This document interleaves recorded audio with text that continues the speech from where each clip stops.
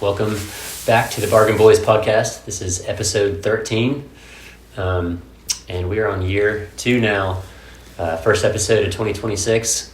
We're excited. We've got a little recap of what's been going on lately and some new things coming ahead. And we just want to start by saying thanks to our presenting sponsor, Janji. They've got a new drop that's going to be released, I believe, tomorrow, which would be the 29th. Tomorrow. And it looks pretty sick. So be sure to use code BARGAIN if you want 10% off. And otherwise, we'll jump into it. Perfect. Sick. Where do we want to start? I mean, new year, same us. So, cannot believe it. It could be our last year. It could be. 2026 is the year. There's going to be a lot of changes coming just with you and Sydney and, Oh, yeah, that's a whole... We're losing Derek in a few months. Losing Derek. We've currently lost Logan for a while, but he's coming back. He's not really lost. He will be found here soon. A lot of changes, but we're going to make this year really count. So Injuries happen, dude. Same changes, same boys, though. Yeah, that's right. Nice. We'll always be the boys. We'll always have each other. Well, so I ran a little race this past weekend. That's right. So being a track and field coach, you don't really have a whole lot of off weekends, but thankfully we scheduled an off weekend last weekend. And I was looking through it, I found a race that was somewhat local. It was in Waitsville, West Virginia, which if you don't know, don't worry, because no one else knows where it is either, including myself. But it's in between Blacksburg and Lewisburg. And it's an absolutely gorgeous place. Like, super cool, right on the border of West Virginia. And to be honest, it's kind of fun.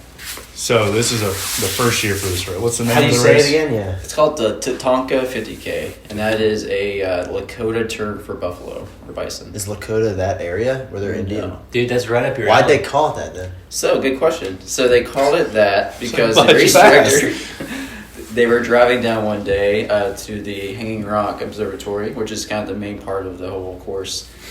Just for Not to be confused with Hanging Rock. Kentucky. Kentucky, which is also a great place to run. It is. But this place Shout has out Love Alex you, Odell. And Kentucky. Our apologies to Kentucky.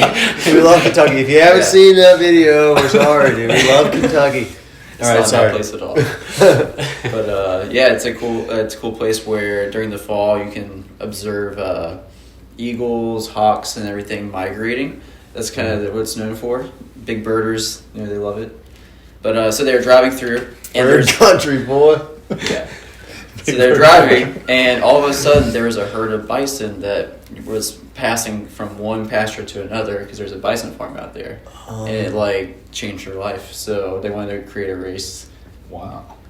With that, I mean, that wasn't the whole reason why they created the race, but they were like, "Oh, it'd be so cool to name the race after something with bison." So Is it a relatively new race company?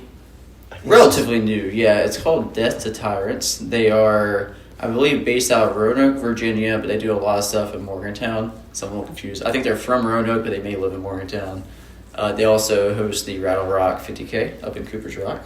Okay. And I think they're slowly expanding, making more races. But yeah, they were two really cool people. They're a married couple. I forgot their names, unfortunately. That's just like their just off the top side of my head. gig?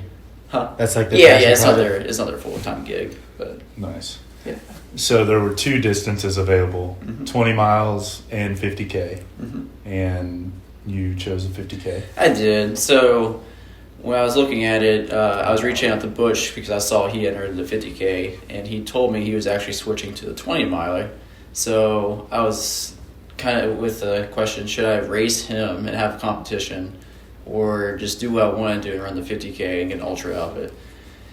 So I chose to not race him, which wasn't, I mean, I don't mind racing him. I felt like we've raced each other quite often this past year, and he probably would have beat the ston out of me. But I really just want to run a 50K.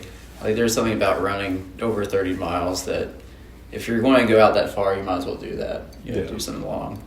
And I'm glad I did. I mean, it would have been fun to race him, but also racing in 10 degrees isn't exactly the most ideal. No. The conditions were pretty gnarly, weren't they? Yeah. So thankfully they had the race, because originally they were calling for a foot of snow that day, and obviously it changed to getting pushed back a little bit later, and it turned into an ice storm more. But yeah, it was just cold. It was 9 degrees at the start, and that was where we started at the base. So then we ran up to 4,000 feet elevation. And it's cold. He texted me after the race and he was like, I was having the same problem with my eyes that Logan had. I was losing sight. And I was like, dude, your eye, it was just frozen.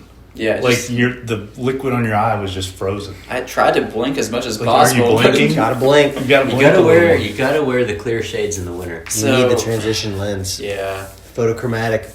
I will say I was really hyped to wear sunglasses because it was supposed to be at 8 a.m. and that would have been fine. But they moved the start to 7 a.m. so that way the storm, everybody could get out and get home. You can't start a race with sunglasses on if it's dark. No, you put them on the top of your head. I could have, but I should They're have. clear, and then they transition. Yeah. No, you don't have transition. I don't have those. Oh, I we gotta did- change We that. gotta get him a pair. Yeah. Yeah. We'll chip in. We'll get you. Well, some. now I know that I had that issue and Yeah. it happened. Yeah. So It's wild. it's wild. terrifying.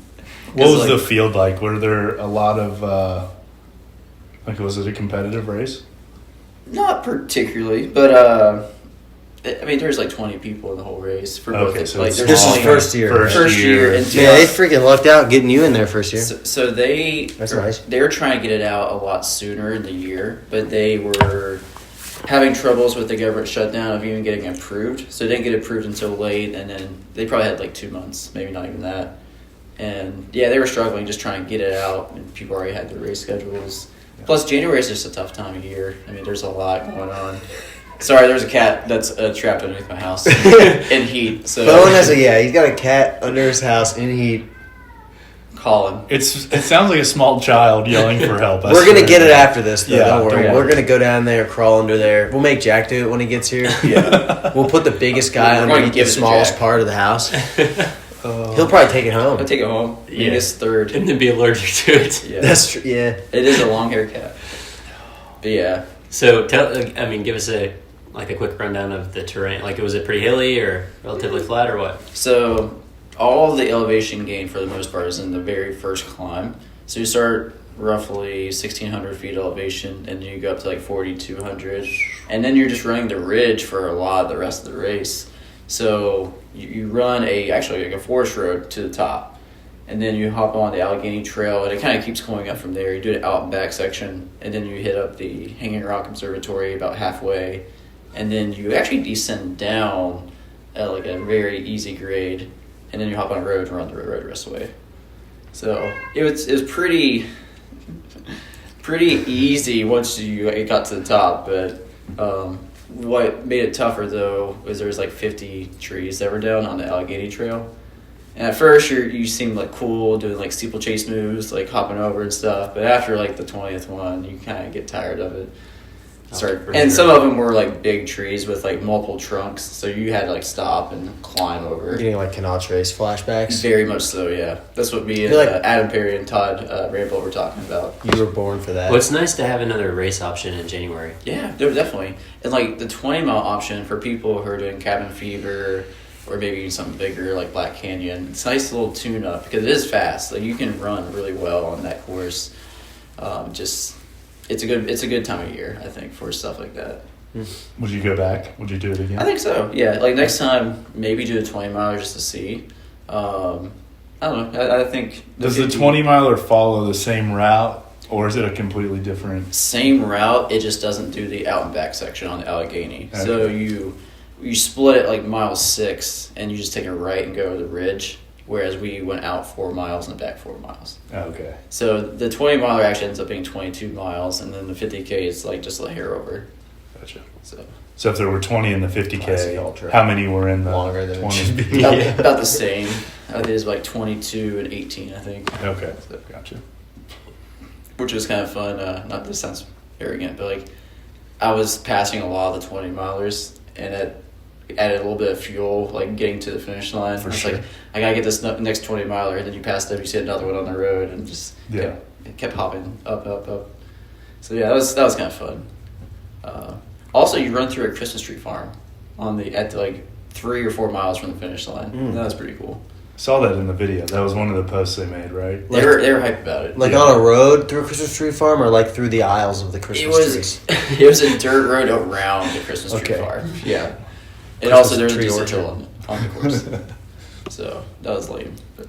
What shoes did you wear for the race? So I wore the Mount of the Coast H1s because I knew there's a lot of forest road. And I was thinking, hybrid would be a really good option. Not very good on the technical trail section, we'll admit. But other than that, they did feel pretty good. Yeah. Maybe not the best racing shoe, but it worked. They're enough, I guess. Hey, that's one way to keep it casual. Yeah. And Yeah. of course, our good buddy Adam Perry decided to do the same thing.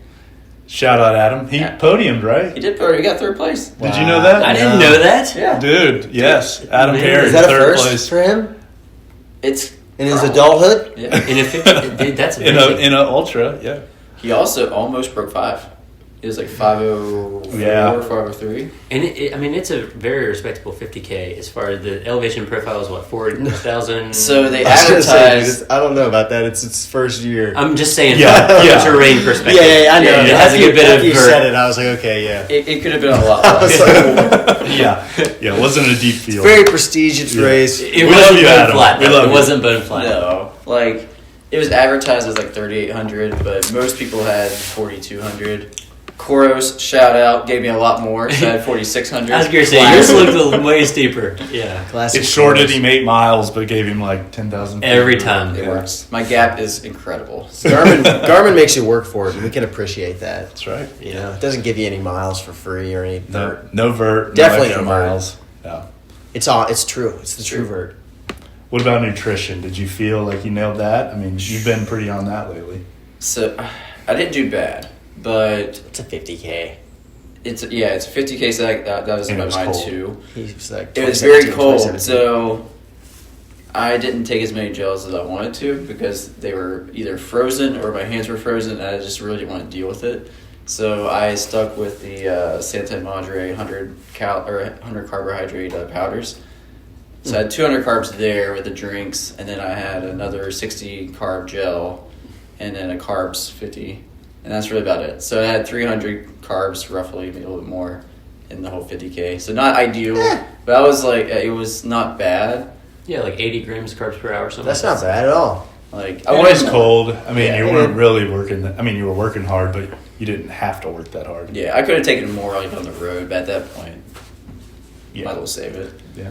So yeah, so when I first got up to the top of the ridge, that's where it was probably the windiest.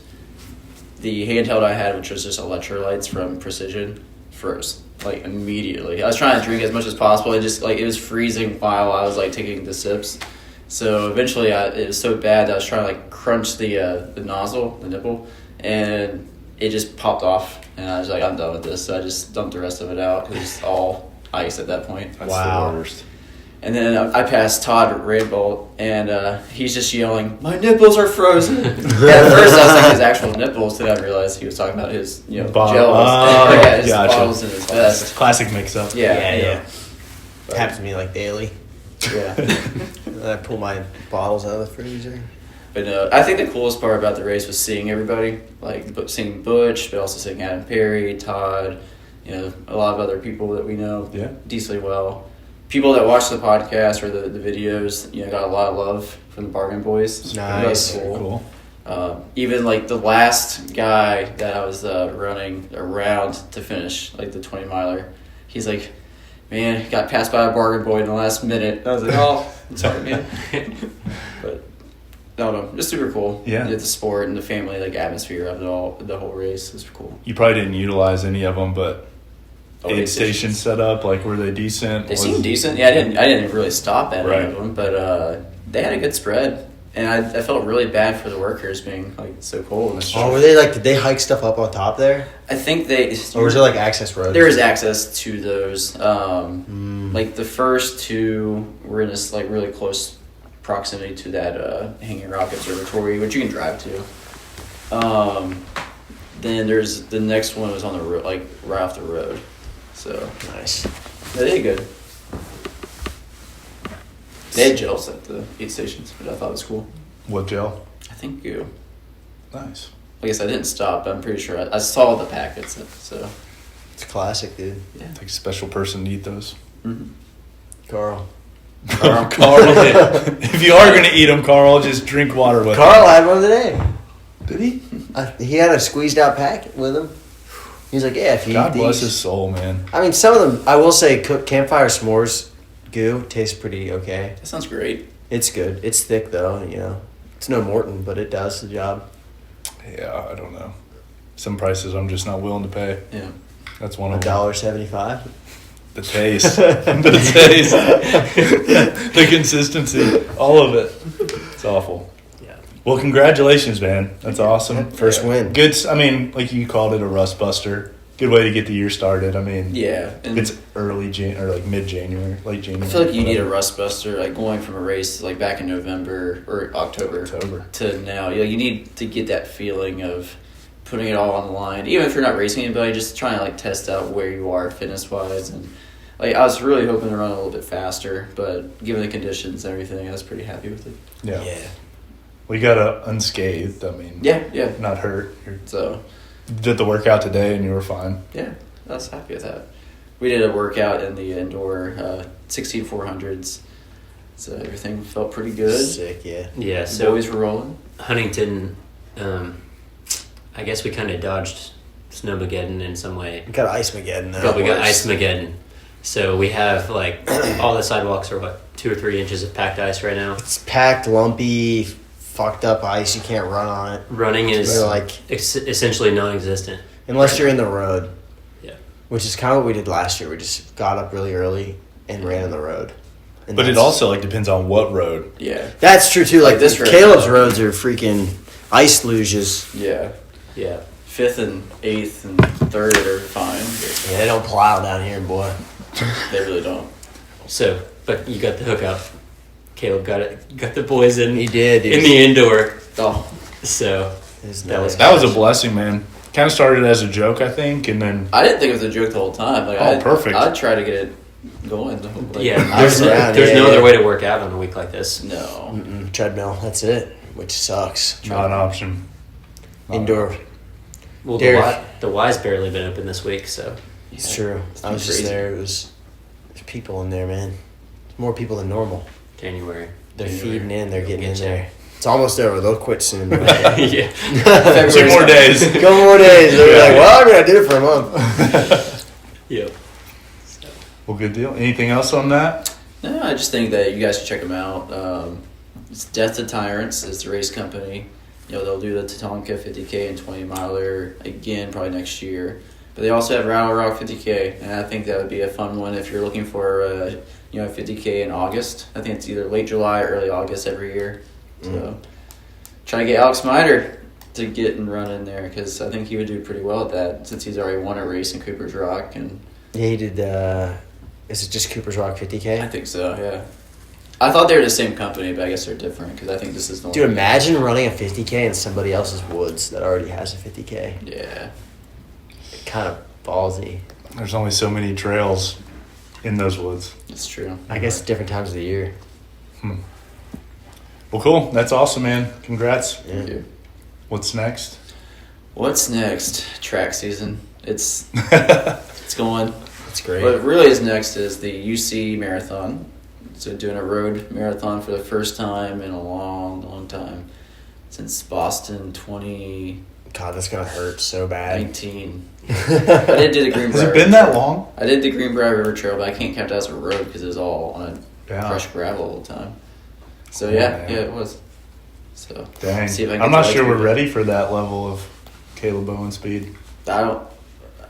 It's We'll there. see. I mean, I It's don't there. know. It's there. You throw on a pair of half tights, tall pair of Get white the John G socks. half tights on. Get the Mount Coast. Maybe not the H ones, but maybe the C ones, or who knows? Who knows? Or maybe just wear the neck percents like I always do. You're going to want the next percents, percent. yeah. I mean, probably. You may want to, yeah. You could get those. Have you guys seen those carbon plated flip flops? No. No. There's a brand that's Might making, be overnight. No. They're making a sandal, carbon plated sandal. It looks like a hookah slide, but it has a Croc 4x4 on the back, and it's It's like the strap. Yeah, dude. Sport mode, dude. It's got the sport mode on the back. People running them, dude. They got some Kenyans running for them.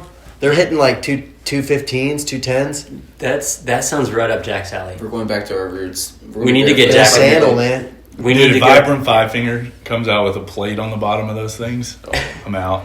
I'm done at that point. I'm moving to cycling. God, dude. There's a guy that runs around Huntington in a pair of those. Kudos to him. because he's running out on the streets of Huntington in like a 2 millimeter thick piece of like silicone. Would you rather wear Vibram 5 fingers or carbon plated sandals? Carbon plated sandals. Yeah. A stack height, cushion, carbon, Airflow. airflow. Breathable. Way better. Yeah. I would rather have exposed Injinji socks than wear a pair of Vibram 5 fingers, dude. I would have. You ever wore a pair of Injinjis and a pair of Birkenstocks? I have. Not and in it's public. crazy, dude. That's where I draw the line. It's wild. It is a crazy feeling. You're ready for anything, though, at that point. I mean, you're freaking dexterous. Nobody can Dexterity hurt your is- feelings after that. Impenetrable. Not only is it socks and sandals, it's Injinjis and sandals. Everybody's been posting flashbacks to a decade ago in 2016. 2016? Yeah, it's Dude, the Vibram 5 finger or 5 toes, that's like the peak. Was that the time? That was probably It was a little after. It was a Maybe little after before that. 2014, Yes. 2013. when I was in high school. They were in peak. I graduated in 2016, and so like 2014, Yeah. 2015, it was like all the rage. Speaking of That's when the flashbacks diehards to were wearing 2016, Yep. that's when Logan Kirby got to Marshall University. Been He here a ran decade. cross country. Wow. Been here a decade. Yep. Dang. I'm getting old. And you still have a pair of shoes in the training facility with your name on them that are brand new in the box. Yeah, Well, he did. I did. you did. I gave him away, though. Oh man. Homeless guy? No, one of the current athletes. Oh. I was like, this guy's a legend. You better hold on to these. And What sell were them. they? They were Like really old somethings? spikes. They were Nike victories from like way back when. You could definitely sell those. That's what you need in Honestly, this ice. that's dude. what'll fix up your Achilles, dude. You throw on a pair of Yeah. spikes and teach it who's boss. Say, I'm the freaking boss, bud. Yeah. And then shatter it. It was slightly depressing today. We're working out on the track. Logan's just sitting in the corner doing calf plated raises flat with a calf plate. I felt so bad. I was like You trying guys not were to make doing my eye workout contact. too. That's like my classic track workout is 16 by 400s with Derek. At one point, Dan and I, we look at each other as you're barefoot walking Yeah. down the football field, holding 2 plates, doing calf raises. We were like, what is he doing? It's like, how far has he fallen? He's just doing some farmer's carry, dude. Yeah. Dan's like, I haven't gone too long. What has happened to I didn't Logan? even know this injury was. When I left, it was like your knee or something else. I can't even talk about injuries anymore. I just keep.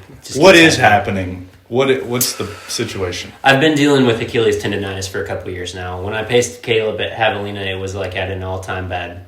But then I got Sorry, didn't know. no. You're just for relative time frame. That was 2 years ago. You sabotaged it. But then I had surgery last December, and that surgery gave me like a month of a reset. Not on your Achilles though. No, on my right foot to get the neuroma removed. Mhm. And my comeback from that was I couldn't run, but I could do a crap ton of stair climber. And so I had strengthened I got out of that cycle of the Achilles, strengthened it up enough to where it was like manageable all year. And then for whatever reason, it's like flared back up because my foot and ankle are good now. Got back up to like a 60 mile, built back up to 60 mile weeks, and it's been just flared. So I'm just trying to just Stair like climber. punt on everything in this near term and do it right this time. Have you been to see Angie? Have you been to the witch I don't know doctor? who is Angie. Who is no? The I- Wiz? It's not. Premier What? massage. Premier massage. I need to No. go see her actually. Dude, I just went. I was having some hamstring issues. I need to see And I her. was Taken care of. Back. Anything soft tissue, anything inflammatory. Skeletal. She has all the different techniques, whether it's cupping, scraping, whatever it is for Magic. that situation. Her hands, Peptides. Which peptides, pop, pop. I'm telling you, you should make All an right. appointment. It's I'm not going to booking it hurt with Angie anything. this week. It It's won't a date. hurt. It'll take about 3 Right. weeks to get in, but start the process. ask her just if she has any cancellations to let you know, and then she'll do that. I'll give you her number. Tell her you're a runner. Isaac just went. I Okay. just went. I need to go. If Isaac went, I'm gonna go. Oh, Isaac swears by her. That's when I knew there was some validity to Yeah, her process. and that's a guy who will drive to Columbus to get treatment done. And he's done that. That's what I'm saying. Yeah. Drive 3 hours just for a 30-minute treatment. That's true. she 3 hours each way. She worked with the USA TF track and field team at like one of the world championships. So She's pretty good at running injuries. Okay. That's what she does. It's like it's only focused on your issue. So like the whole hour or 40 minutes will be spent on your Achilles, getting that fluid out, getting that inflammation out. Well, that's encouraging. I mean, I know the good thing is I know what it is. Yeah. There's a tangible path to resolution, unlike some of the other crap I've dealt with. It's just a matter of, like, if I go out, I'm the worst about, like, I'll wait until it starts feeling better and then I'll go run 10 miles because, I mean, any run, I mean, everyone's like, oh, that's stupid, but it's like, okay, well, let's look at our training. If you're running 10 miles, like at least 8 to 10 is like the minimum for like ultra marathon runners on a typical like just daily normal run. That's your first run for sure. That's basically what we run, and so I think I just need to be smart and just do a slow build back. But I don't know. I'm just sick of running injured. I feel like it's just completely derailed my last 3 months, and I'm ready to do it right. So that's good.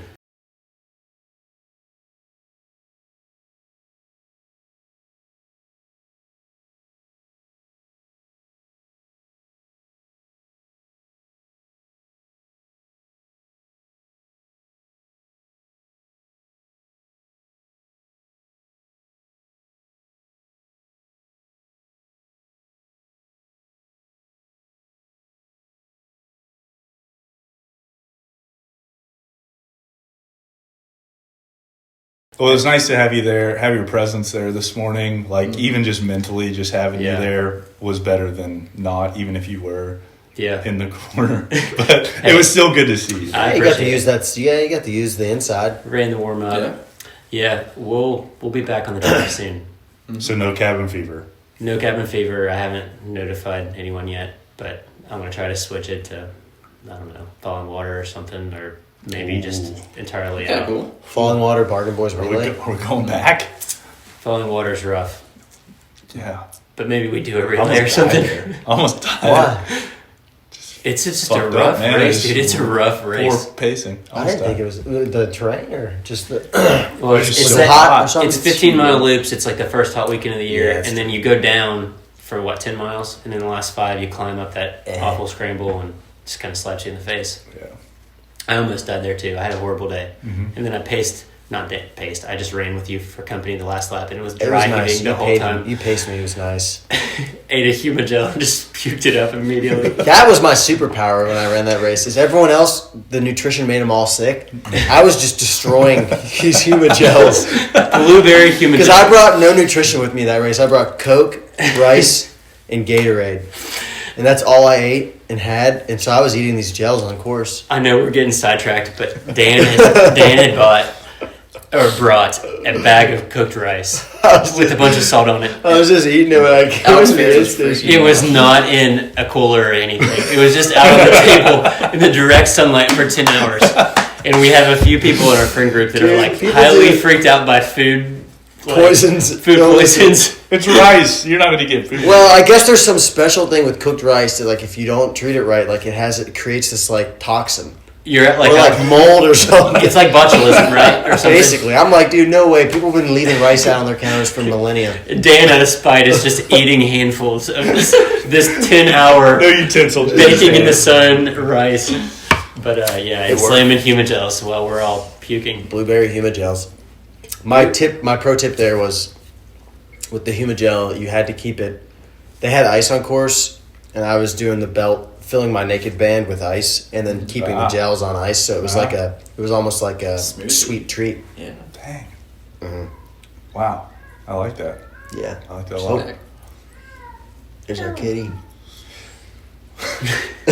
Where's Jack? Wait, how long have you said it's been down there? It's about a day. Oh, okay, so not too bad, I guess. Not too long. How did you sleep last night? It didn't do it at night. Oh. This morning it did, though. I got back and she was Dude, that's sick. All right, well, we can't wait to have you back. We'll be back soon. You'll be back soon. Not too soon, though. Angie will get you back in the game. Yeah. Quite literally, my Achilles heel is coming back. Get you a little too heel soon. lift. We'll get you right. Well, Dan, welcome back to the United States. We're back somehow. Barely didn't make it. Rough adventure on the Rough way back. adventure back. Yeah, if you follow me on Instagram, you probably saw.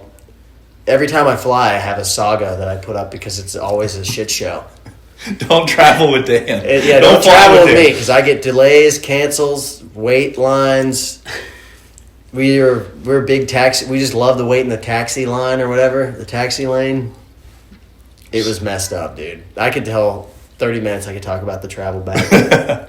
But well, tell us about the travel to and during. Yeah. Let's talk about a little bit about camp. So last week I had camp, winter camp. Salomon does a winter camp, a spring camp, and a UTMB camp, essentially.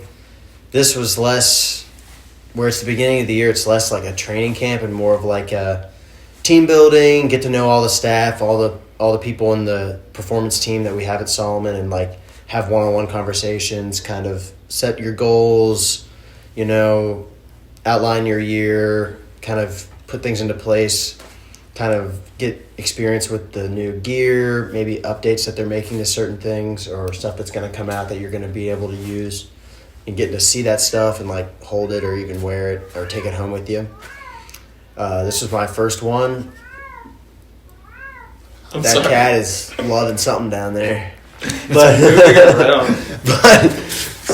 I go over. It's in, and they get a lot of numbers on you too. So like I flew to Geneva as I did the last time because it's the closest to Annecy, which is headquarters for Salomon. Flew to Geneva and stayed in Geneva for that first day, and the next day went to this hospital that has like a training lab, like a performance lab next to it, like a gym with a bunch of cool equipment.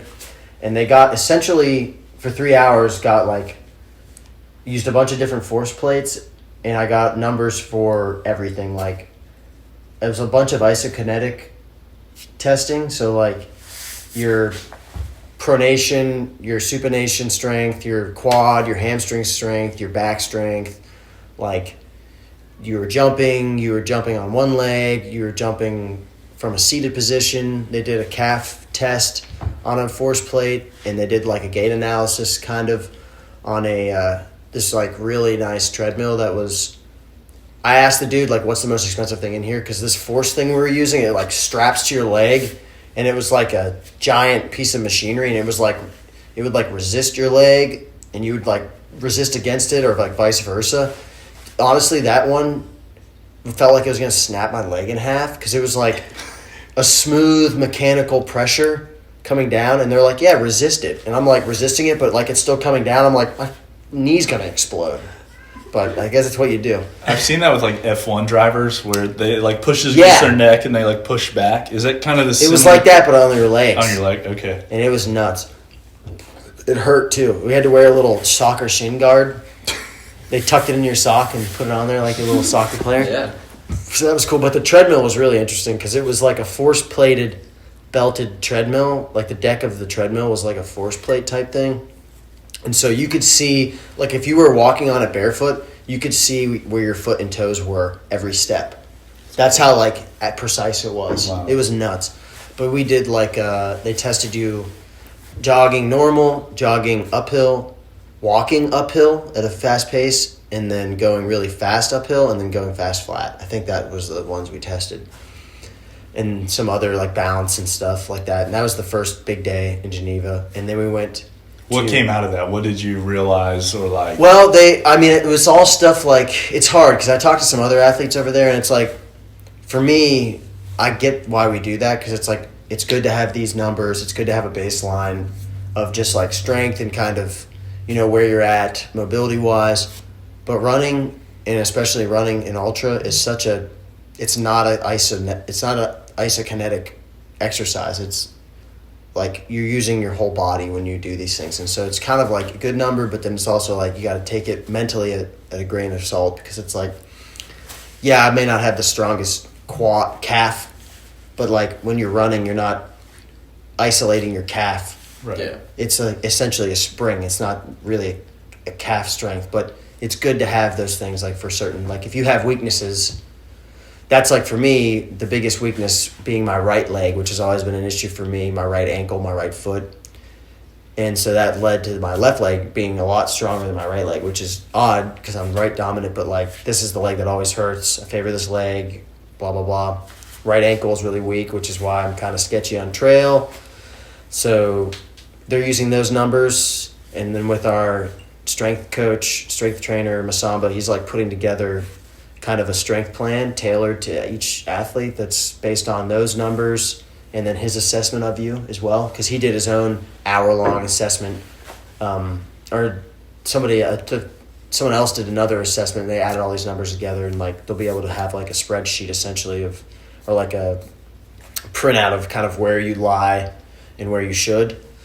And they have all this data based on your weight and your height and your strength.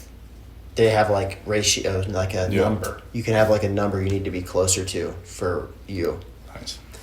So that's cool. But they'll be able to create a plan that's tailored to make me stronger, more agile, more stable, more mobile.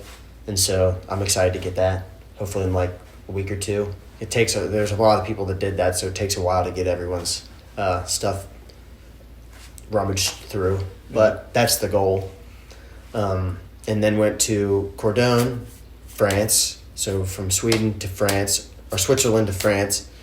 And that's on the other side of Mont Blanc from Chamonix. Okay. So you could see Mont Blanc. It was basically looked like a movie screen, the whole place where we were staying. And we had like this whole, it was called a hotel, but it was just like, it was like a hotel, but it was So is it on the Culinary side?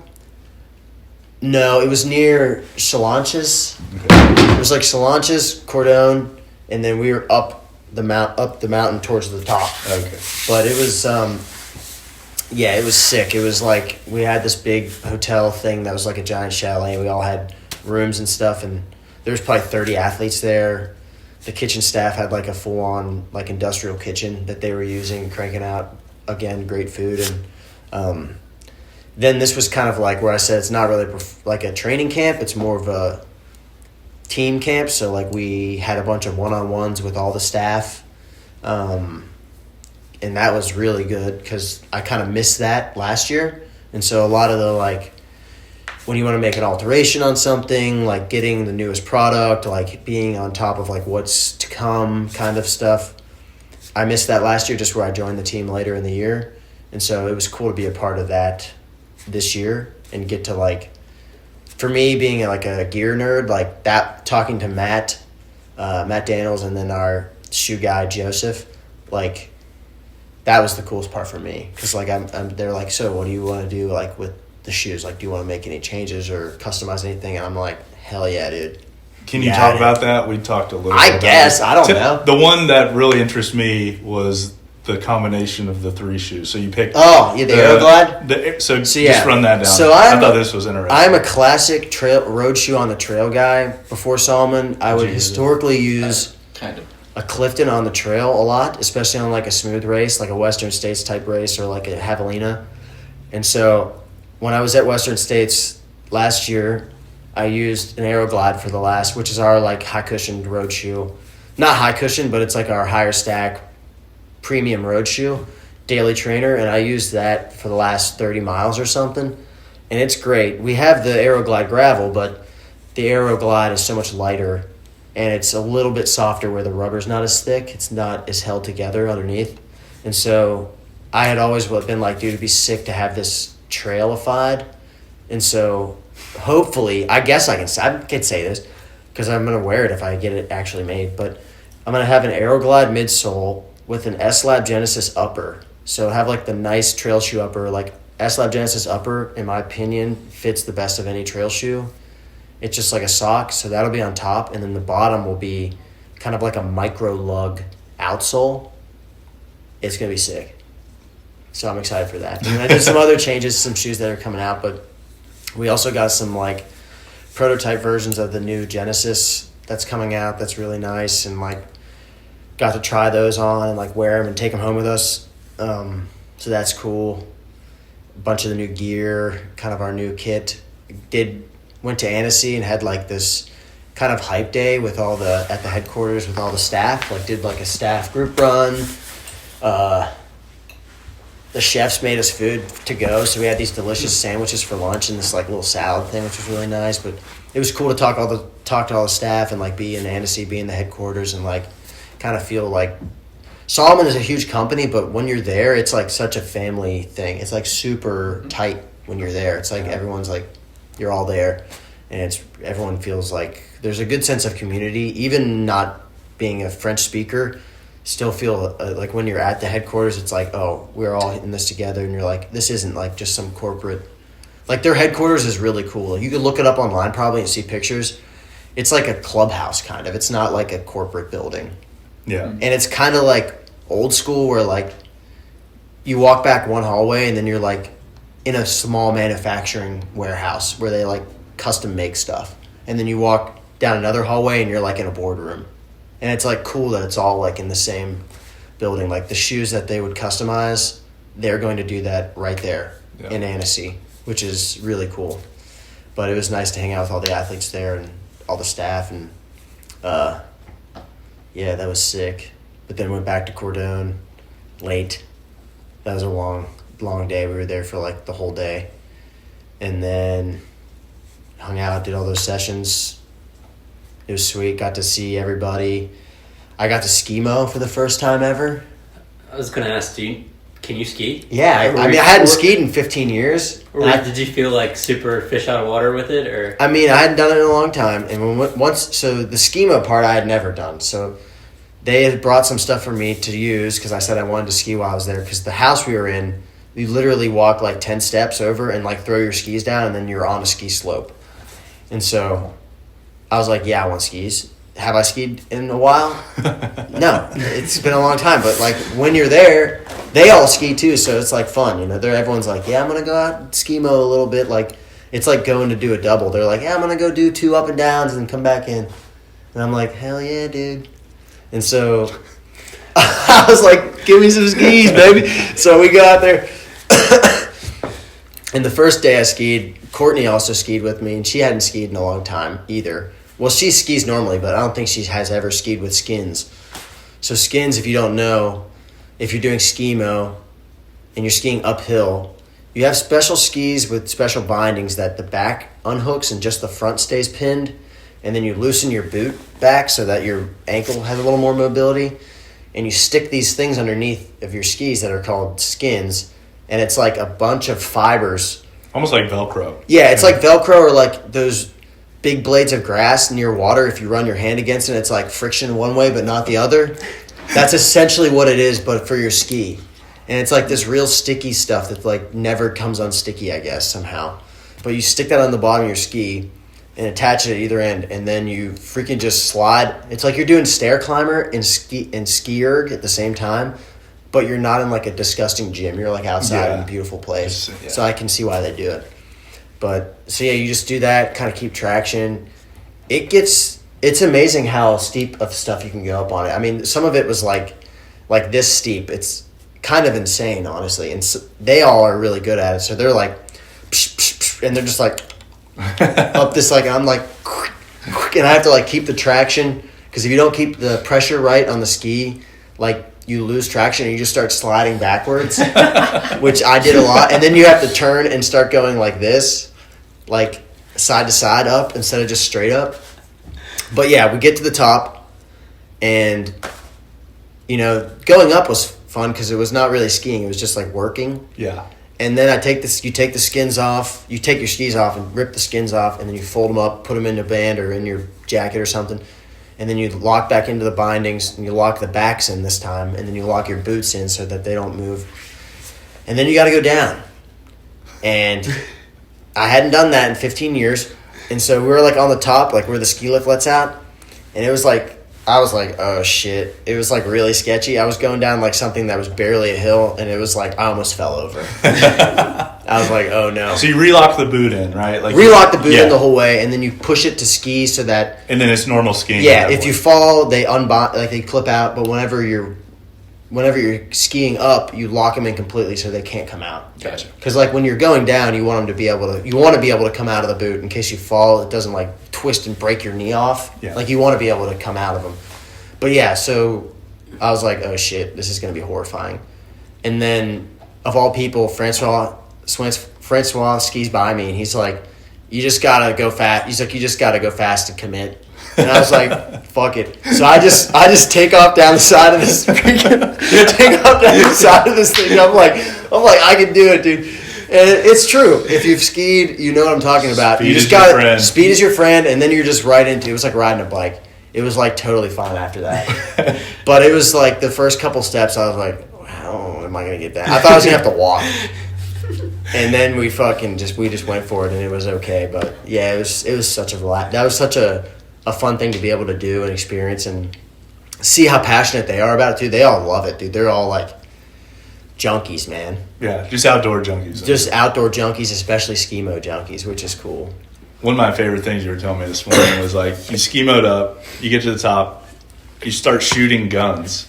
Well, no, this was a different day. Okay, different day. That was just by the house. So this was Friday. We had a team building. Wild week. We had a team building exercise. It was a blast, dude. So we went to this. We drove like 15 minutes from the house to this parking lot, and there's this company in Annecy that makes really lightweight, packable snowshoes. They were super light, but we also shout out Salomon. They got us these these Genesis Spine Race Edition. Yeah. So they have this zip. It looks like the sand one has this zip gaiter on it that makes them waterproof. And so we essentially had like Genesis waterproof boots, which was awesome. We didn't know we were getting those until we were all downstairs to go, and they were like, "Oh, also you get these shoes so that your feet don't get wet." And I was like, "Nice." And so sick, dude.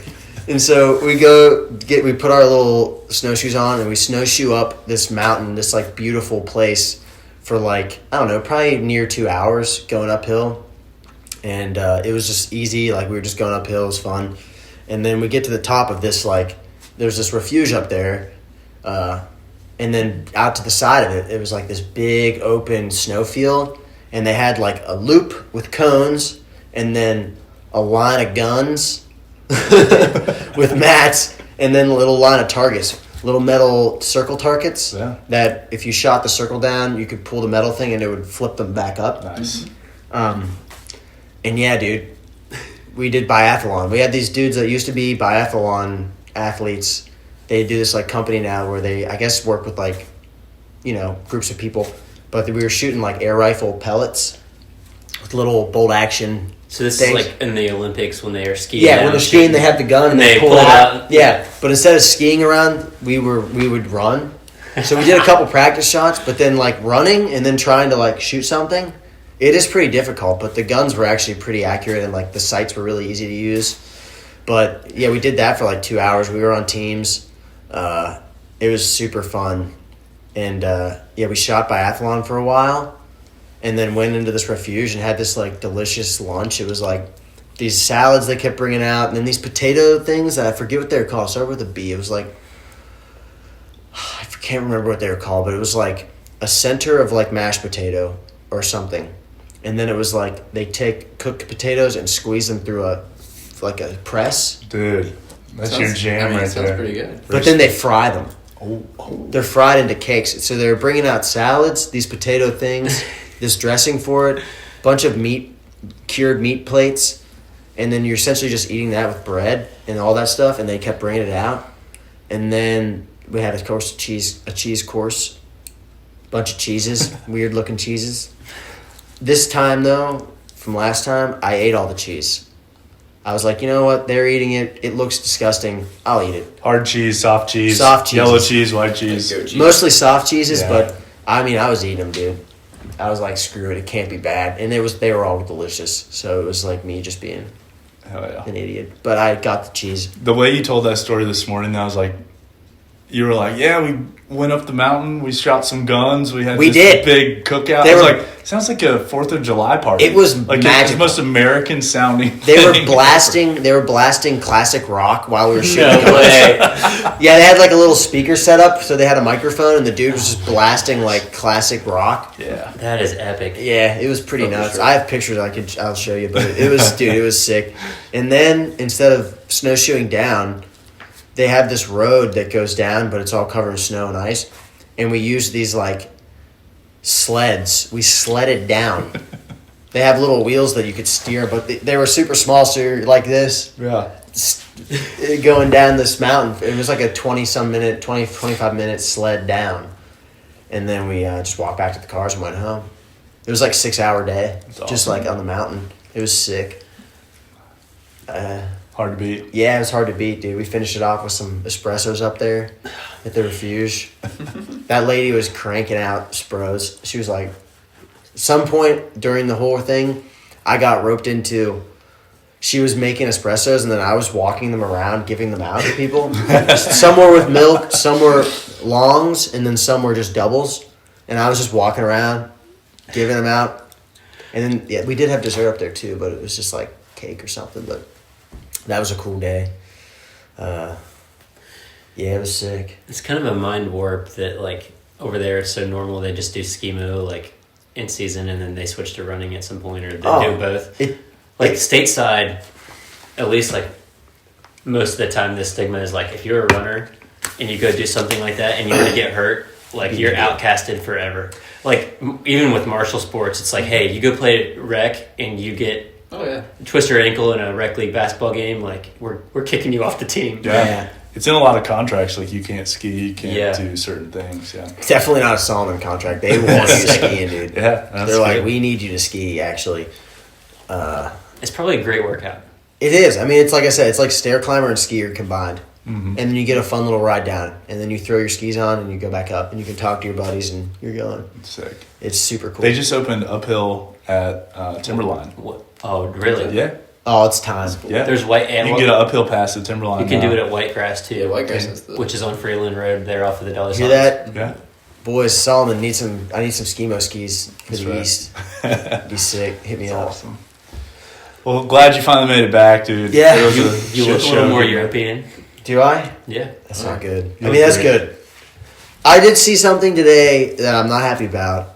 Apparently, our government might put a 10% extra tariff on things from France.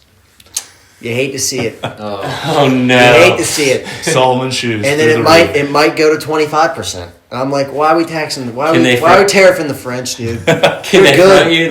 They're shooting guns and listening to They're music good too. people, dude. They're a good bunch. We're gonna need to order all of our Solomon gear now. That's right. Yeah, dude. That's right. That was that. That was winter camp. It was a blast. And then we have a spring camp that I just came aware of that I'm gonna go to. That's in Grand Canary. Grand Canary. Mm-hmm. It's where the race is. Is that like April, May, or April, beginning of April. And then I was talking to Kelly, and she was like, "Well, if you wanted to do that race, we could probably get it all worked out." Yeah, wrap it into one if you're going to be there. Maybe.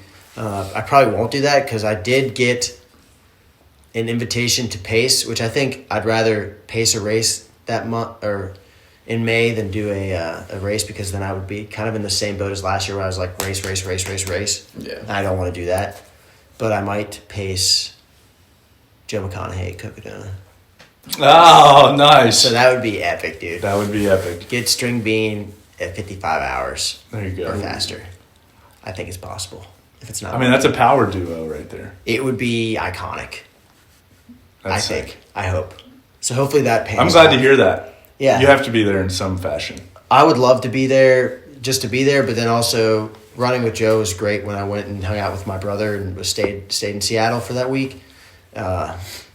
So that would be... we get each other's humor, I think, and so that's crucial. Nice. We need to get you there so that you have enough FOMO this year that you want to run. Yeah. So what does your year selfishly. look like?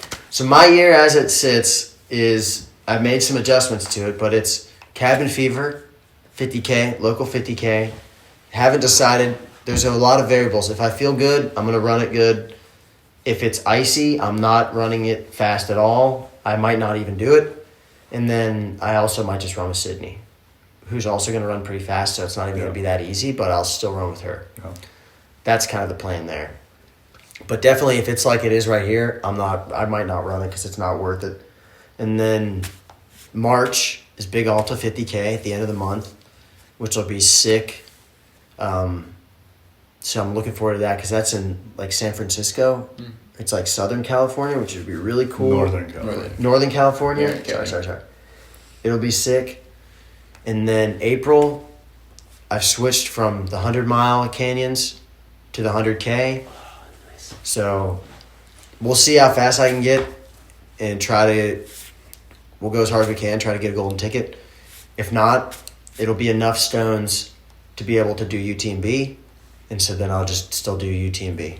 Obviously, if I get a golden ticket, I'll go to Western States, but if I don't, then we just go forward with UTMB. And then Mammoth in October. That's it. That's the year. Hell of a year. That's a hell of a It'll year. be exciting to watch. You're going to want to watch it. You're going to want to stay tuned. Follow Dana's Green. Stay tuned. We're going to make it exciting and fun. As fast as possible. Heck yeah. We're going to go 43 hours at Mammoth. Dang, calling the shot. Guaranteed. 43. Guaranteed. 43. No sleep. No, we'll 43 sleep hours. still. Oh, yeah? Dude, why not? I think it's worth it. A little lay down. right. Shut the eyes for a second, and then open back 43 up. hours, you'll plenty of time to sleep. Yeah. I love it. So yeah, Get the that's. caffeine Morton's flowing and Yeah, then dude. Oh, yeah. just don't stop. What more do you need? Well, IV. We'll talk to our boy Paul Booth. Shout out Paul Booth, nutritionist for the team. We're both on the page. Wait, you mean we're deviating from Denny's and Oh no, I think we're gonna do whatever, dude. Maybe Paul needs to take a lesson from us on a 200-mile fuel limit. He's just a caffeine guy. Oh, He's a yeah. caffeine advocate. He's like, we should take. He's like CCC. He's like, dude, we could probably take 1,200 milligrams. Hell yeah. I'm like, Average Tuesday morning, my dude. boy. The best advice you can get in ultra running is once you start the caffeine, you can't stop it. Let it rip. Yeah, let it rip. It's like using NOS if you're in Fast and Furious. You have to use it at the right time because then you have to use it to the end. Otherwise, if it peters out, you're gonna get passed. That's right. Yeah. So I watched. Dude, a quick little insert here for the plane ride back. Plane ride back. I witnessed not one, not two, but 3 people watching Too Fast, Too Furious in front of me. All guys. It's classic, dude. All guys. I mean- 1, 2, 3. I was like, this is my plane, dude. It was crazy. Did you turn it on after that? I already had watched it. Oh, That's what made it even better. I had already watched it, dude. oh, It was nuts. that might be the best one too. It's so cringy to watch it again, dude. Oh, He's yeah. like, hey man, you wanna drive or you wanna race? He's like, yeah. He's like, when? He's like, be here in 4 minutes. He's like, he's like 50 miles away, dude. But he makes it. Rest in peace, Paul Walker, dude. That's awesome. Taken too young. I love it. Yeah, that is it. That's where I'm at. Well, welcome back, dude. Glad you Yeah. finally made it. It was Thanks. a shit show. Yeah, getting back was terrible.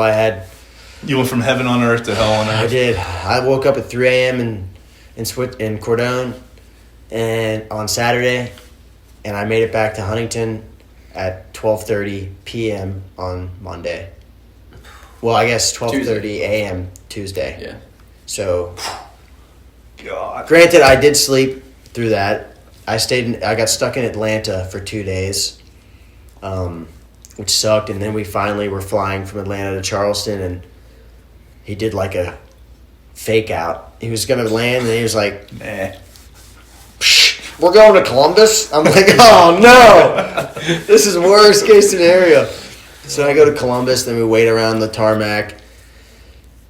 Between all the waiting and flying, a 45-minute plane ride took 7 hours Unbelievable. in one of the tiniest planes you could have. Yeah. I actually had a panic attack towards the end because we had finally landed in Charleston, and Charleston Yeager Airport is such a dinky airport. They didn't have very many people working. It was super cold. All of the jet bridges except one had frozen, and there was a plane. All and 3 of them. Well, no, there's like 6 jet. I mean, there's multiple gates at Yeager. They all froze. There was only one working. People went in front of us, so we had to wait for them. And then we had to wait. It was almost 2 hours. It was like an hour and 45 minutes sitting where we could see. We were at the airport. We could see Oh my God. it. And we had already been on there for 5 hours or something. 5 or so hours. And so we finally get up there, and then we had to wait another hour for our bags to come out because it was cold and stuff wasn't working. I'm sure you were in a great mood. I wasn't in a bad mood. I was just panicking because I was like, I need to get out of this plane. It's super small. One last thing about that plane ride. We went to Columbus, and since we missed Charleston, had to go to Columbus and land, they had to refuel us. And so they refueled us, and then we're about to take off, and he's like, actually, we have too much fuel. So we're going to have to sit in this taxiway and burn fuel for 20 minutes. Oh, my. And so then they turn it up to like the worst pitch on earth. And it's like, it's just like, I'm like, fuck, dude. I was like, ah. And I had this like drunk old lady talking to me. And I was like trying to ignore her like in a nice way. But she just kept talking to me. I wasn't even looking at her. She just kept talking to me. I had headphones on. She was still talking to me. It was crazy, dude. But then they had to burn the fuel they just put in. And then we took off. Yeah, it was rough. But we made it. Shout out Sydney, because honestly, she drove up to get me to be there at 4 o'clock. She left the house at 3. She didn't pick me up until 11 or something like that. It's a good woman. So, yeah, shout out Sydney Smith. She's my love right there. She was waiting in the Charleston Airport parking lot in 5-degree weather. Unreal. Fucking, she waited for me, though. Shout out. Oh, glad you made it back. So, yeah, that's it. What about you? No, I'm just glad you're here, buddy. I didn't have that. Hey, we're back. We can resume the winter. Oh, yeah, here we are. Training once the ice melts. Yeah, it was sick. It's a shit show out there, Yeah, but we'll get through it. It'll melt. That feels like Next a good landing point. No pun intended. We're gonna land sooner than Dan did. Oh my god. We're gonna land this plane right now. I hope so. Yeah. Awesome. Well, thanks for tuning in, guys. Like I said, be watching out for that John G drop. I have no idea when they're going to... 10% off. I have no idea when they're going to do it, but at some point it sounds like we're getting a 6-inch half tight. We got word 6-inch. I don't know if it's public. Maybe it was, is now. It was on their 6-inch half tight. It was on their public email. It's public. Okay. All right. Perfect. And I'm stoked about that. Short guys deserve to look good in tights. Short legs, short tights. If you want to look like Killian in Unbreakable, you too could do that. They won't be white, but they'll be black and they'll be sick. We don't know. They might drop a white one. They might. That's true. I kind of want, secretly inside, I want Salomon to make me have essentially a tri-suit with a zipper connected to half tights, long sleeve, ice zipper, pockets, ice pocket, bib pockets. Imagine that with a vest on. Oh yeah. Or if they had a built-in vest, you didn't even need a vest. Even better. Just pockets everywhere. Just pocket. Yeah. You could be Inspector Gadget. That would be nuts, dude. Off the trails. No hoses. Hoses are out. Hoses are out. We don't do hoses. All right. Bottles or nothing. Bottles, dude. That's right. All right. Well, thanks, y'all. Appreciate it. Enjoy See you soon. See you.